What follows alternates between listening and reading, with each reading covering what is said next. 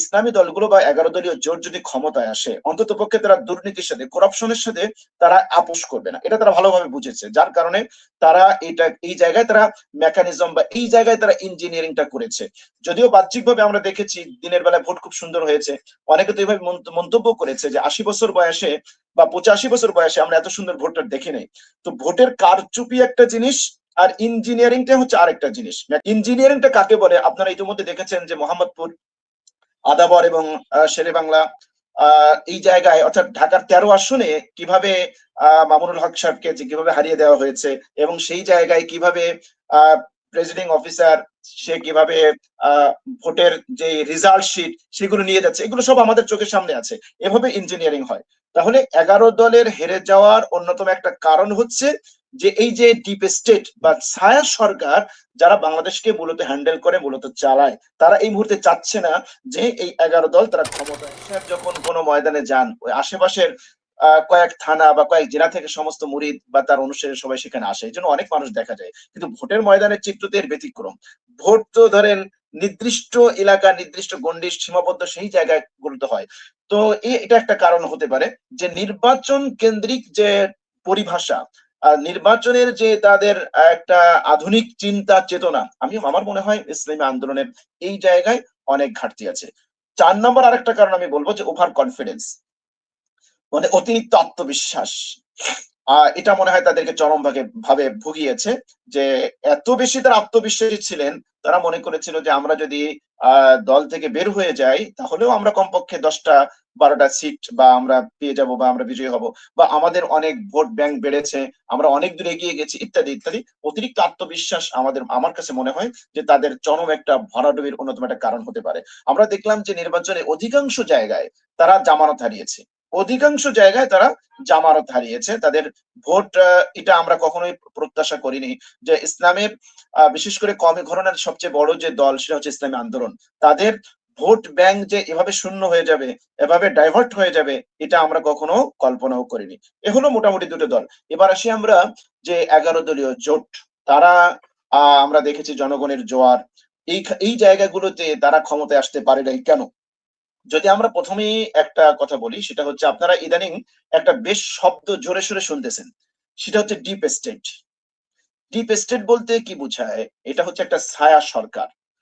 Deep state বলতে সাধারণত বোঝায় যে বাহ্যিকভাবে একটা সরকার, এই সরকারের অন্তরালে আরেকটা সরকার থাকে, বা একটা ছায়া সরকার থাকে, বা প্রভাব বিস্তারকারী কিছু জায়গা, কিছু প্ল্যাটফর্ম থাকে, যারা আসলে মূলত ওই দেশ বা নির্বাচন বলেন বা পলিসি মেক বলেন, সবকিছু সব জায়গায় তারা প্রভাব বিস্তার করে। এখন এই যে ডিপ স্টেটের এখানে অনেকগুলো সংস্থা এখানে কাজ করতে পারে। বিদেশি গোয়েন্দা সংস্থা হতে পারে, সামরিক বাহিনী হতে পারে, দেশীয় যারা আমলা আছে বড় বড়, এটা হতে পারে, তারপরে ব্যবসায়ী শ্রেণী হতে পারে। অর্থাৎ এই শ্রেণীগুলো অনেক সময় দেশের পলিসি নির্ধারণের ক্ষেত্রে প্রভাব বিস্তার করে।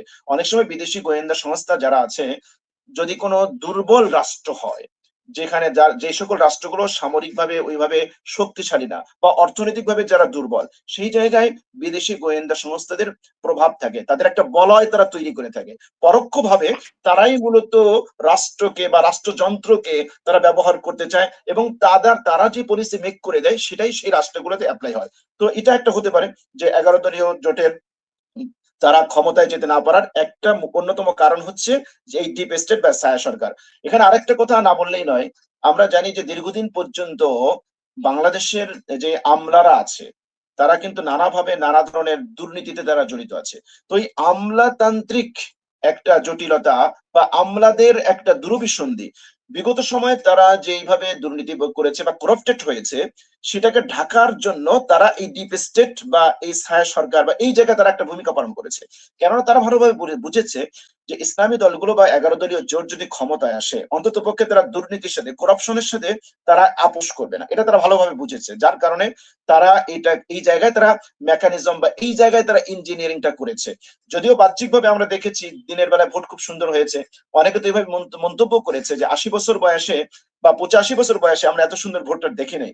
তো ভোটের কারচুপি একটা জিনিস, আর ইঞ্জিনিয়ারিংটা হচ্ছে আরেকটা জিনিস, মেকানিজমটা আরেকটা জিনিস।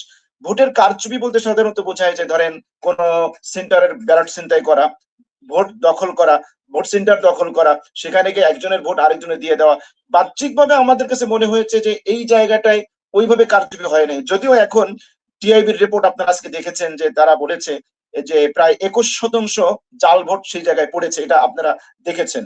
আর ইঞ্জিনিয়ারিংটা হয় একটু উপরে লেভেলে। এখন ইঞ্জিনিয়ারিং কে এক্সপ্লেইন করতে গেলে আমাকে বেশি দূর যেতে হবে না।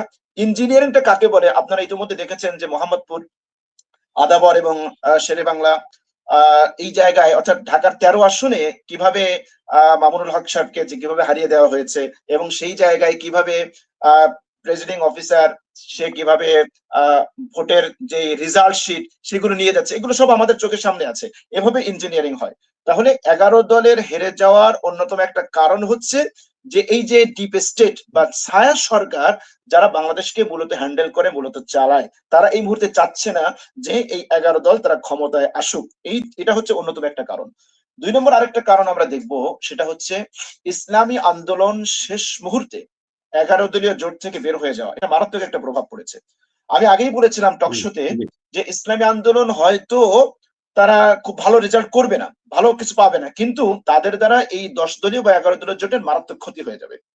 কিভাবে, আমি হিসাবটা জাস্ট এইটাই বলেছিলাম যে কোন জায়গায় যদি ইসলামী আন্দোলনের 5,000 ভোট থাকে, অনেক জায়গায় দেখা যাবে যে একেবারে টান টান উত্তেজনা হয়েছে, শুধুমাত্র ইসলামী আন্দোলন ইসলামী ঐক্য জোট বা 11 দলীয় জোট তারা এই 1,000, 2,000, 5,000 ভোটের ব্যবধানে হেরে গিয়েছে। এরকম একটা কারণ এটা হবে, বাস্তবে হয়েছেও তাই। সুতরাং আপনি যদি এই 11 দলীয় জোট তাদেরকে ওই রকম কাঙ্ক্ষিত, যেভাবে আমরা জোয়ার দেখেছিলাম, যেভাবে জনগণের উচ্ছ্বাস দেখেছিলাম, সেটার প্রতিফলনটা ওইভাবে ঘটে নাই। তার অন্যতম একটা কারণ হচ্ছে ইসলামী আন্দোলন এই জোট থেকে ভেঙে যাওয়া।